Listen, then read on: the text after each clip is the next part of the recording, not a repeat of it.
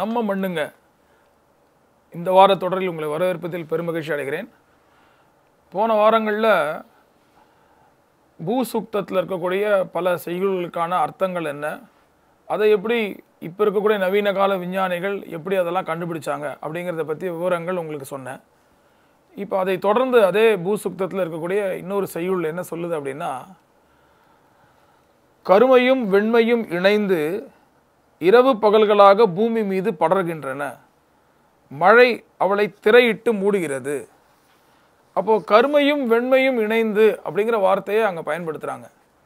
இப்போ இந்த கருமையும் வெண்மையும்னா நம்ம சொல்கிற மாதிரி பகல் இரவு அப்படி வச்சுக்கலாம். அப்போ இதுக்கும் இந்த தாவரத்துக்கும் இந்த பூமிக்கும் என்ன தொடர்பு இருக்குது அப்படின்னு கொஞ்சம் யோசனை பண்ணி பார்த்தோம்னா, இன்றைக்கி நவீன கால விஞ்ஞானம் என்ன சொல்லுது அப்படின்னா, ஒவ்வொரு தாவரத்திலையும் அந்த உணவு தயாரிப்பதற்கான அந்த முறை ஆங்கிலத்தில் ஃபோட்டோசிந்தசிஸ் அப்படின்னு சொல்கிறோம். இந்த ஃபோட்டோசிந்தசிஸ் அப்படிங்கிறது அடிப்படை ஃபோட்டோ அப்படின்னாலே லைட்டு.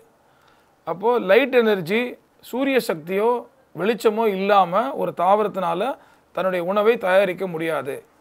இதை இன்னும் ஆய்ந்து 2 விஷயம் சொல்லியிருக்காங்க. டார்க் ரியாக்ஷன், லைட் ரியாக்ஷன்னு 2 விஷயம் இப்போ கண்டுபிடிச்சி சொல்லிடுறாங்க. என்னது இந்த டார்க் ரியாக்ஷன், லைட் ரியாக்ஷன் அப்படின்னா, டார்க் ரியாக்ஷன்னா இரவில் நடக்கக்கூடிய வேலைகள். ஒரு தாவரத்தில் இரவில் என்னெல்லாம் நடக்குது. அதே மாதிரி லைட் ரியாக்ஷன்னு சொன்னால் எப்போ வெளிச்சம் வந்ததுக்கப்புறம் அந்த இலையில் என்னெல்லாம் விஷயங்கள் நடக்குது. இது ரெண்டும் ஒன்றோடு ஒன்று பின்னி பிணைந்து செய்யக்கூடிய ஒரு விஷயம்தான் என்ன சொல்கிறோம், ஃபோட்டோசிந்தசிஸ்னு சொல்கிறோம்.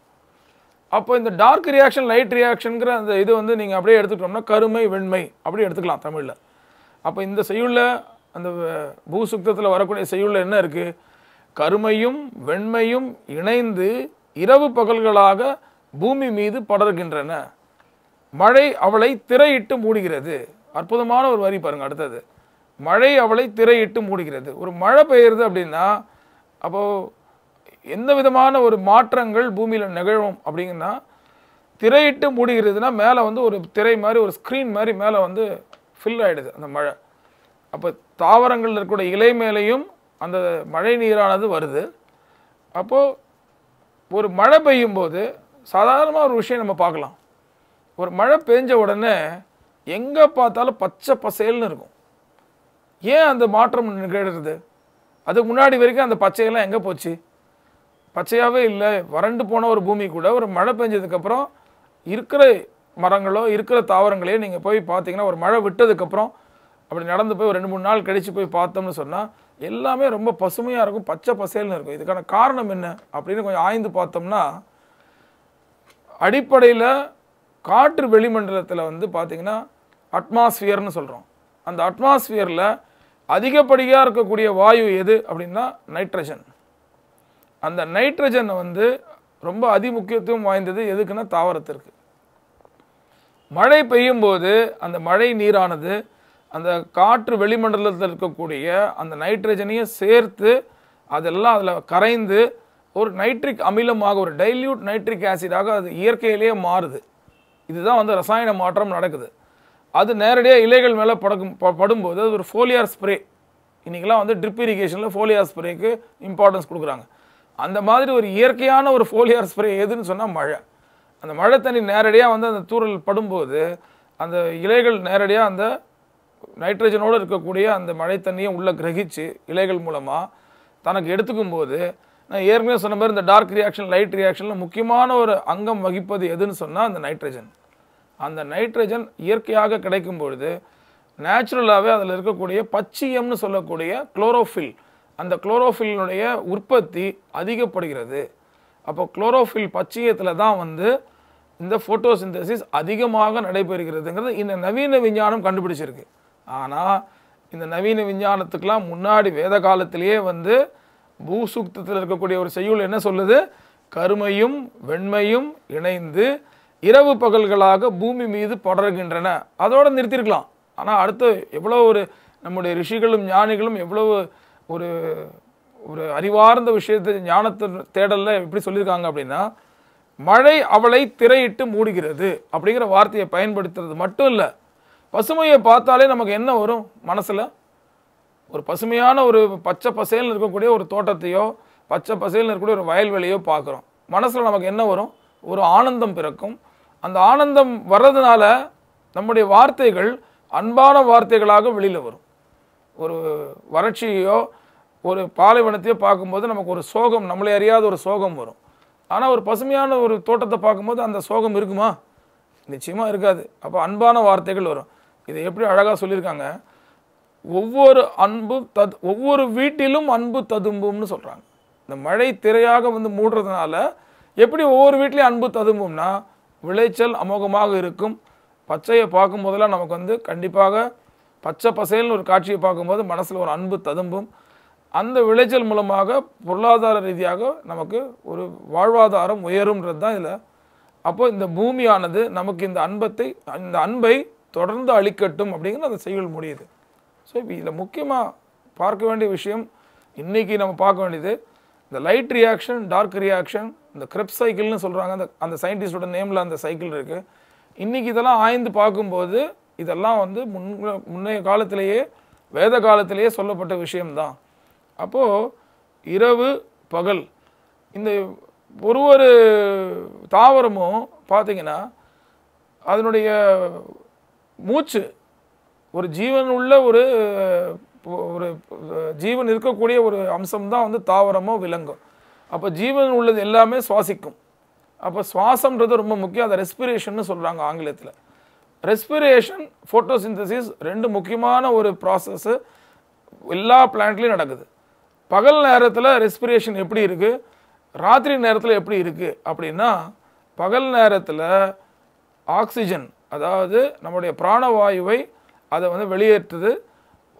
இந்த கரியமல வாயுன்னு சொல்லக்கூடிய கார்பன் டை ஆக்சைடை தன்னை உள்ளே வாங்கிக்குது. எல்லா தாவரமும் அப்படி தான் இருக்குது. கார்பன் டை ஆக்சைடை எடுத்துகிட்டு ஆக்சிஜனை வெளியில் கொடுக்கறது. அந்த ஆக்சிஜன், அந்த பிராணவாயு தான், அந்த பிராணம் தான் நமக்கு ரொம்ப முக்கியம். எல்லா ஜீவராசிகளும் நாம் சுவாசிக்கக்கூடிய காற்று வந்து பிராணவாயு. அப்போது இரவு நேரத்தில் என்ன ஆகிடுது, டார்க் சைக்கிள் போது இந்த கருமையும் வெண்மையும்ன்ற அந்த செய்யுளில் பார்க்கும்போது இந்த டார்க் சைக்கிள் என்ன ஆகுது, அது அப்படியே மாறி போகுது. அப்போ அந்த நேரத்தில் அது ஆக்சிஜனை எடுத்துட்டு கார்பன் டை ஆக்சைடை வெளியில் விடுறது. அதனால தான் என்ன சொன்னாங்கன்னா, பழங்காலத்தில் ஒரு மரத்தடியில் இரவு நேரத்தில் படுக்கக்கூடாது அப்படிங்கிற தாத்பரியம் அதுதான் வந்தது. அப்போ மூச்சு விடுறதுக்கு, நம்ம சுவாசம் பண்ணுறதுக்கு சிரமமாக இருக்குன்றதுக்காக அப்படி ஒரு வழக்கத்தை வச்சாங்க. அதனால தான் மரத்தடியில் நைட்டில் படுக்கக்கூடாதுன்னு சொல்கிறது. இதில் ஒரே ஒரு விதிவிலக்கு இருக்குது. மரங்களுக்கெல்லாம் அரசன்னு சொல்லக்கூடியது எது? அரச மரம். இந்த அரச மரம் ஒரே ஒரு விதிவிலக்கு என்ன அப்படின்னா, அரச மரம் மட்டும்தான் இரவு நேரத்திலையும் ஆக்சிஜனை கொடுக்கக்கூடிய, அபரிமிதமான ஆக்சிஜனை கொடுக்கக்கூடிய ஒரு தாவரம் எதுன்னு சொன்னால் அரச மரம். அதனால தான் கர்ப்பிணி பெண்கள் அரச மரத்தை சுத்தணும்னு அந்த காலத்தில் பெரியவங்க சொன்னாங்க. ஏன்னா அவங்களுக்கு வந்து இன்னொரு ஜீவன் அவங்க உடலில் இருக்கிறதுனால ரெண்டு ஜீவனுக்கு உண்டான ஆக்சிஜன் அங்கே தேவைப்படும். ஒரு உயிருக்கு ஆக்சிஜன் என்ன தேவையோ அது சாதாரண மரங்கள்லேருந்து கிடைக்கும். இது சாதாரண அறிவு. அப்போ இன்னொரு ஜீவன் வயிற்றில் வளரும்போது அந்த ரெண்டு ஜீவனுக்கு உண்டான ஆக்சிஜன் வேணுமா வேணாமா? அப்போது நம்ம பெரியவங்க என்ன சொன்னாங்க, போய் அரச மரத்தை சுற்றுங்க அப்படின்னு சொன்னாங்க. அப்போ அரச மரத்தை சுற்றும் போது அந்த பிராணவாயு அதிகமாக இருக்குது, அதிகப்படியான பிராணவாயு இருக்குது.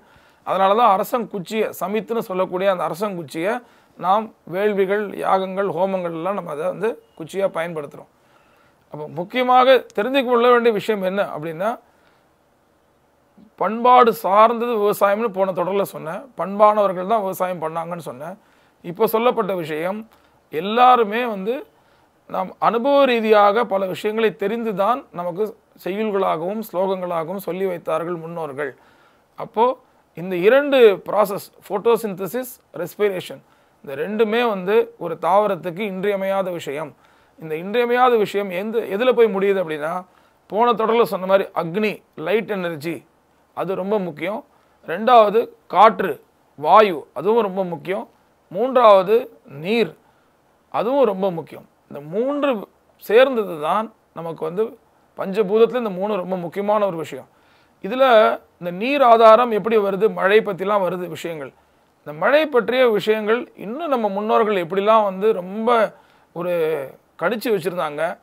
அப்போ எப்படி மழையை வந்து அவர்களால் வந்து முன்கூட்டியே சொல்ல முடிந்தது, சீதோஷ்ண நிலையை எப்படிலாம் கணித்து வைத்தார்கள், காலக்கணக்கு எப்படி இதற்கு உதவியது, பஞ்சாங்கம் எப்படி இதற்கு உதவியது அப்படிங்கிற பற்றிய விவரங்கள் ஏராளமான விஷயங்கள் கொட்டி கிடக்கு.